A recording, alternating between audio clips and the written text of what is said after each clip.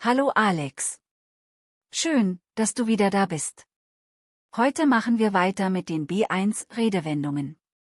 Die Nummern 51 bis 100. Bist du bereit? Hallo Moni.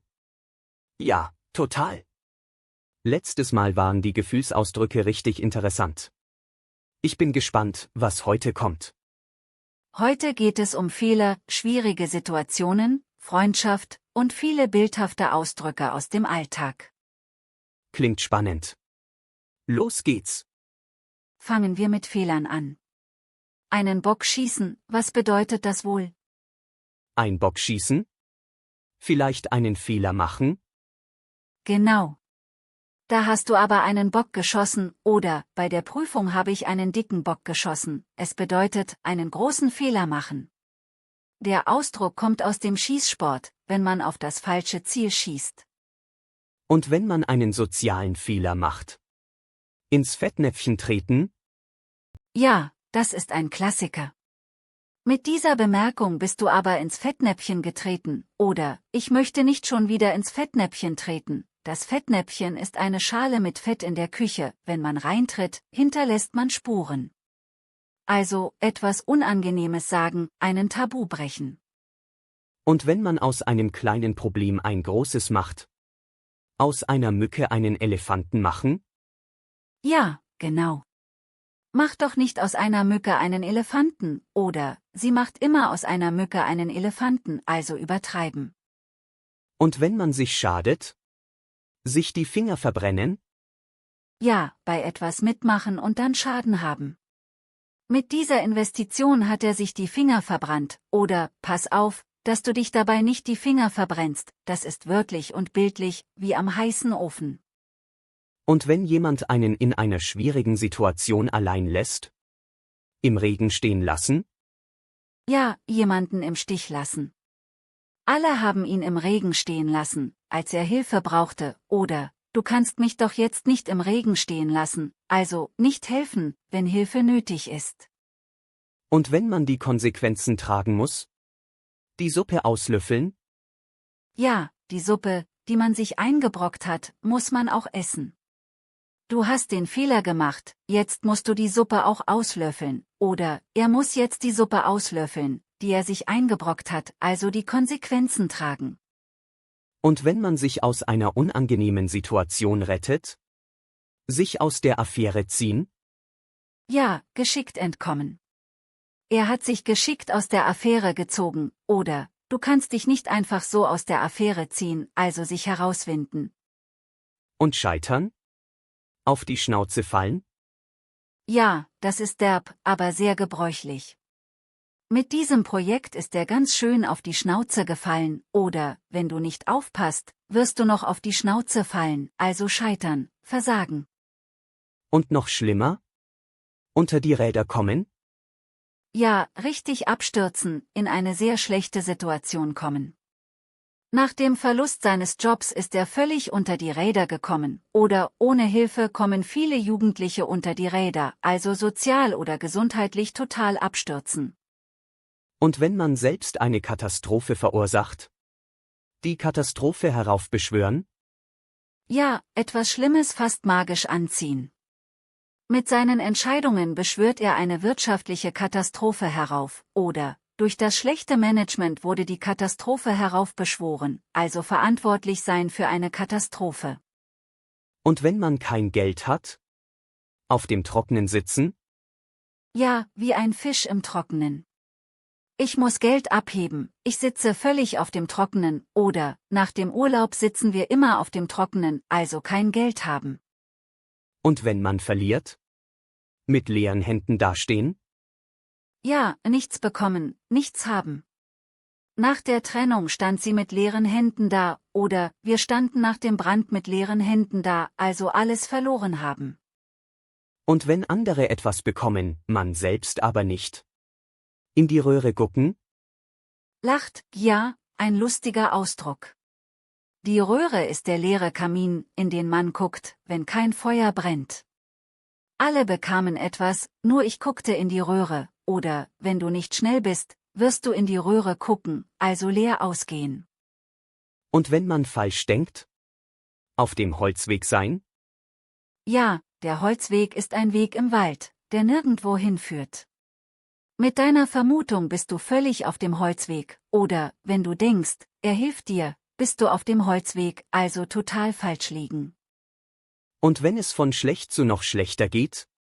Vom Regen in die Traufe kommen? Ja, die Traufe ist das Wasser, das vom Dach tropft. Vom Regen draußen in die Traufe unter dem Dach, auch nass, aber schlimmer. Er dachte, der neue Job wäre besser, aber er kam vom Regen in die Traufe, oder, ich bin vom Regen in die Traufe gekommen, erst der Stau und dann die Panne, also immer schlimmer. Jetzt kommen positive Sachen? Freundschaft und Hilfe? Ja, genau. Sich gut verstehen, das ist einfach. Ich verstehe mich gut mit meinen Kollegen, oder, die beiden verstehen sich wirklich gut, und dann intensiver, auf gleicher Wellenlänge sein. Wie zwei Radiosender. Mit meiner Partnerin bin ich auf gleicher Wellenlänge, oder, wir sind auf gleicher Wellenlänge, was unsere Hobbys betrifft, also harmonieren. Und wenn man Mut macht? Die Ohren steif halten? Ja, wie ein Tier, das die Ohren spitzt und durchhält. Morgen ist die Prüfung, halt die Ohren steif, oder, auch wenn es schwierig wird, müssen wir die Ohren steif halten, also nicht aufgeben, stark bleiben. Und helfen? Jemandem unter die Arme greifen? Ja, buchstäblich jemanden stützen. Kannst du mir ein bisschen unter die Arme greifen? Oder, Freunde sind dazu da, um sich unter die Arme zu greifen, also helfen, unterstützen. Und zuhören? Ein offenes Ohr haben? Ja, für Probleme und Sorgen da sein. Meine Chefin hat immer ein offenes Ohr für Probleme, oder, bei Oma hat man immer ein offenes Ohr gefunden, also geduldig zuhören. Und wenn man 100%ig vertraut? Die Hand für jemanden ins Feuer legen? Ja, früher beim Gottesurteil, wer unschuldig war, überlebte das Feuer. Für meine beste Freundin würde ich die Hand ins Feuer legen, oder, ich kann nicht für ihn die Hand ins Feuer legen, ich kenne ihn nicht gut, also absolut sicher sein, dass jemand gut ist. Und wenn jemand keine Autorität hat? Jemandem auf der Nase herumtanzen? Ja, wie Kinder, die auf Erwachsenen herumtanzen, wenn sie keine Grenzen haben. Die Kinder tanzen der Oma ganz schön auf der Nase herum, oder, lass dich nicht von deinen Mitarbeitern auf der Nase herumtanzen, also keine Respekt haben, machen, was man will. Und wenn jemand übertrieben empfindlich ist? Die Flöhe husten hören? Lacht, ja, Flöhe sind winzig, sie können nicht husten. Wer sie husten hört, ist überempfindlich. Der Nachbar hört echt die Flöhe husten, er beschwert sich über jedes Geräusch, oder, du hörst wohl die Flöhe husten. Reg dich nicht über jede Kleinigkeit auf, also sich über Kleinigkeiten aufregen. Und wenn man abgelehnt wird? Einen Korb bekommen? Ja, früher, wenn eine Frau einen Mann ablehnte, ließ sie einen Korb am Seil herunter, statt ihn reinzulassen. Er hat bei ihr einen Korb bekommen, oder, sie wollte ihn treffen, aber sie hat einen Korb bekommen, also eine Abfuhr erhalten. Und wenn jemand lügt? Jemandem einen Bären aufbinden? Ja, jemandem eine Lüge erzählen, die so groß ist wie ein Bär. Das kann doch nicht wahr sein, du willst mir einen Bären aufbinden, oder, er hat mir einen Bären aufgebunden mit seiner tollen Geschichte, also anlügen, etwas vormachen. Und wenn man ein Geheimnis lüftet? Die Katze aus dem Sack lassen? Ja, früher haben Betrüger auf dem Markt eine Katze im Sack verkauft, angeblich ein Schwein. Wenn die Katze rauskam, war der Betrug klar. Jetzt lass endlich die Katze aus dem Sack, oder, er hat die Katze aus dem Sack gelassen und die überverschönert, also ein Geheimnis verraten.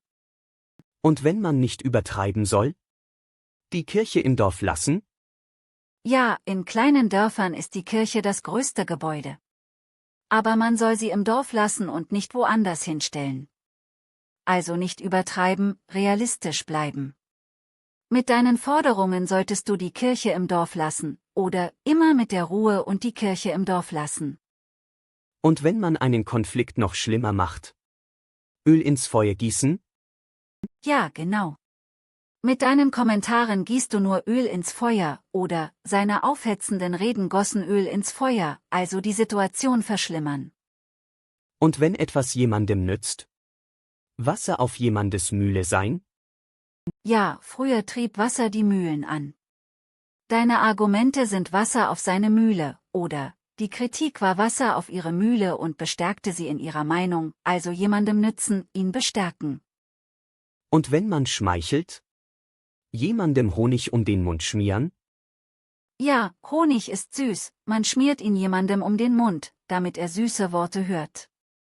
Er schmiert dem Chef immer Honig um den Mund, oder, höher auf, mir Honig um den Mund zu schmieren, sag mir die Wahrheit, also übertrieben schmeicheln, oft um etwas zu erreichen. Und wenn man seine Fähigkeiten versteckt? Sein Licht unter den Scheffel stellen? Ja, aus der Bibel. Ein Scheffel ist ein Gefäß, mit dem man Licht abdecken kann. Du solltest dein Licht nicht unter den Scheffel stellen, oder, sie stellt ihr Licht immer unter den Scheffel, dabei ist sie so talentiert, also bescheiden sein, aber zu bescheiden, die eigenen Talente verstecken. Und wenn man sich einmischt? Seinen Senf dazu geben? Ja, Senf ist scharf, wie unnötige Kommentare. Musst du zu allem deinen Senf dazu geben? Oder, er gibt immer seinen Senf dazu, auch wenn keiner fragt, also seine Meinung sagen, obwohl keiner sie will. Und wenn man Konflikte vermeidet? Den Ball flach halten? Ja, im Sport, wenn man den Ball flach hält, kann der Gegner ihn nicht gut treffen.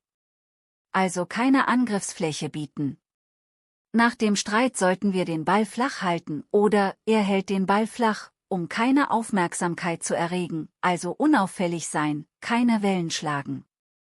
Und wenn man richtig gute Freunde hat? Mit jemandem kann man Pferde stehlen? Lacht, ja, Pferde stehlen ist eine Straftat, die Vertrauen braucht. Mit einem guten Freund würde man sogar das machen. Mit meinem Bruder kann man Pferde stehlen, oder, sie ist eine Freundin, mit der man Pferde stehlen kann, also absolut vertrauenswürdig, ein echter Freund. Und wenn man jemanden genau prüft? Jemandem auf den Zahn fühlen? Ja, wie beim Pferdekauf, man fühlt dem Pferd auf den Zahn, um sein Alter zu prüfen. Der Journalist fühlte dem Politiker auf den Zahn, oder, bei dem Bewerbungsgespräch fühlten sie mir ganz schön auf den Zahn, also genau nachfragen, prüfen. Und wenn man in eine unangenehme Situation gerät? Sich in die Nesseln setzen? Ja, Nesseln brennen auf der Haut. Mit dieser Äußerung habe ich mich in die Nesseln gesetzt, oder, pass auf, dass du dich nicht wieder in die Nesseln setzt, also etwas Falsches sagen und Ärger bekommen. Und wenn man direkt zur Sache kommt?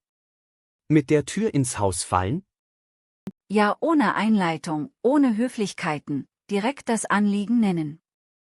Entschuldige, dass ich mit der Tür ins Haus falle, aber ich brauche dringend Geld, oder, er fiel direkt mit der Tür ins Haus und fragte nach einer Gehaltserhöhung, also zu direkt sein. Und wenn jemand einen nicht in Ruhe lässt? Jemandem auf der Pelle sitzen? Ja, die Pelle ist die Haut.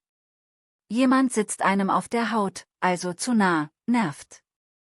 Die Kinder sitzen mir den ganzen Tag auf der Pelle, oder, mein Nachbar sitzt mir ständig auf der Pelle, also keine Ruhe geben. Und wenn eine Entscheidung endlich gefallen ist? Die Würfel sind gefallen? Ja, aus dem Lateinischen, alea jacta est von Julius Caesar. Die Würfel sind geworfen, es gibt kein Zurück. Die Entscheidung ist gefallen, die Würfel sind gefallen, oder, nach langem Überlegen sind die Würfel jetzt gefallen, also endgültig entschieden. Und wenn man schneller machen soll? Einen Zahn zulegen? Ja, vielleicht vom Zahnrad oder von der Schnecke, die ihr Haus trägt. Schneller machen. Wir müssen einen Zahn zulegen, sonst schaffen wir es nicht, oder, kannst du vielleicht einen Zahn zulegen? Wir sind spät dran, also Tempo erhöhen. Und wenn man genau das Richtige sagt? Den Nagel auf den Kopf treffen? Ja, genau ins Schwarze treffen. Mit deiner Bemerkung hast du den Nagel auf den Kopf getroffen, oder, seine Analyse traf den Nagel auf den Kopf, also genau richtig liegen. Und wenn man über sich hinauswächst? Über seinen Schatten springen? Ja, seinen eigenen Schatten kann man eigentlich nicht überspringen. Aber wenn man etwas tut, was man sonst nie tun würde, springt man über seinen Schatten. Um den Frieden zu wahren, musste er über seinen Schatten springen, oder kannst du nicht einmal über deinen Schatten springen und zugeben, dass du Unrecht hattest, also seine Prinzipien überwinden? Und das hatten wir schon, jemandem die Daumen drücken? Ja, das ist klassisch. Ich drücke dir für die Prüfung ganz fest die Daumen, oder drück mir die Daumen, dass alles klappt, das ist immer gut. Und wenn man sich bewährt? Seinen Mann stehen? Ja, auch für Frauen. In der Krise hat er seinen Mann gestanden, oder sie steht ihren Mann im Berufsleben ganz hervorragend, also sich bewähren, stark sein in schwierigen Situationen. Und wenn man jemanden ignoriert oder ablehnt? Jemandem die kalte Schulter zeigen?